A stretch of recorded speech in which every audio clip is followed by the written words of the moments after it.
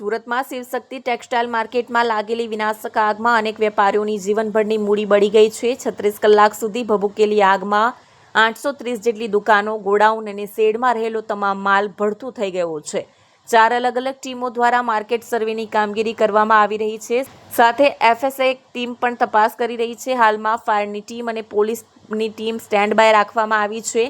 હાલ પૂરતો વેપારીઓ માટે પ્રતિબંધ મૂકવામાં આવ્યો છે। કેટલાક વેપારીઓને હજુ ખબર નથી તેમની દુકાન બળી ગઈ છે કે નહીં, સાથે વેપારીઓ સંપૂર્ણ માહિતી આપવા માટે સર્વે શરૂ કરાયો છે। હાલમાં આજે 1 તારીખ થઈ છે, 1/3/2025ના રોજ સવારે સુરત ફાયર બ્રિગેડની 3 ટીમ શિવ માર્કેટમાં સ્ટેન્ડ બાય પોઝિશનમાં હાજર છે। સાથે 25 થી 30 જવાન જેટલા સ્ટેન્ડ બાય મૂકવામાં આવેલા છે।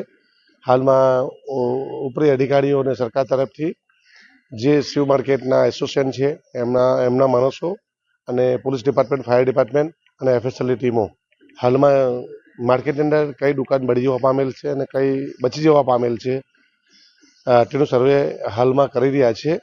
અને એમાં કમસે કમ વેપારીને કહી શકાય કે ભાઈ તમારી દુકાન બળી ગઈ છે, તમારી બચી ગઈ છે, એટલે કમસે કમ વેપારીઓ જે હમણાં એક સવાલ ઉઠાવે છે કે અમારી દુકાનોનું શું પોઝિશન છે એ જાણવા માટે ઉચ્ચ અધિકારીઓ છે ડિસિઝન લઈને હાલમાં 4 ટીમ ભેગી થઈ અને સર્વેની કામગીરી ચાલે છે।